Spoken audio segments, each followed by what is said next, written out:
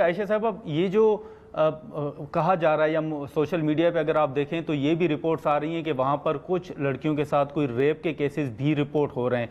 क्या इसमें हकीकत है? जी, बिल्कुल इसमें हकीकत है। लड़कियों के साथ रेप के केसेस हो रहे हैं, लड़कों के साथ तशद्दुद किया जा रहा है।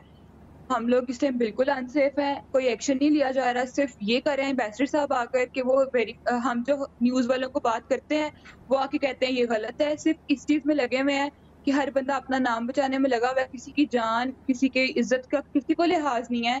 इनको इस टाइम पे ये एक्शन लेना चाहिए कि यूनिवर्सिटीज़ को ऑनलाइन करा के हमें जल्द से जल्द यहाँ से इवैक्यूएट कराएँ। ऐसा कोई बंदा भी नहीं कर रहा। सिर्फ़ आकर ये कह रहे हैं कि इस तरह की पोस्ट आप सोशल मीडिया पर ना करें। हुकूमत हमें प्रेशराइज़ कर रही है, हमारा नाम खराब हो रहा है। हर बंदा इस चीज़ में लगा हुआ है बस। हमें बिल्कुल भी कोई प्रोटेक्शन नहीं है, हम अच्छा। बिल्कुल अनसेफ हैं। हम बहुत ट्रॉमाटाइज़ हैं इस सिचुएशन से, हम बाहर नहीं जा सकते, हम पीने को पानी नहीं ला सकते। जिधर मैं रह रही हूँ उस बिल्डिंग में हम्म। पानी भी नहीं आ रहा था, लेकिन हम पानी लेने के लिए बाहर नहीं जा सकते और ये लोग अच्छा। कह रहे हैं situation is under control now. तो अभी तो हमारी खाने पी हुकूमत जैसे आपने पानी का पाकिस्तान से जिक्र किया, तो चीफ ऑफ गार्ड खाने को पीने के अच्छी हवाले यही के अपील है। से कोई आपको सहूलियात फराम की जा रही हैं या नहीं है डॉक्टर साहबा? नहीं, बिल्कुल भी नहीं की जा रही हमें। सिर्फ़ बोलने की हद तक ज़रूर है, लेकिन इसके अलावा कुछ भी नहीं है। हमारी आप सबसे अपील है, प्लीज़ इन चीज़ों को हाइलाइट करें।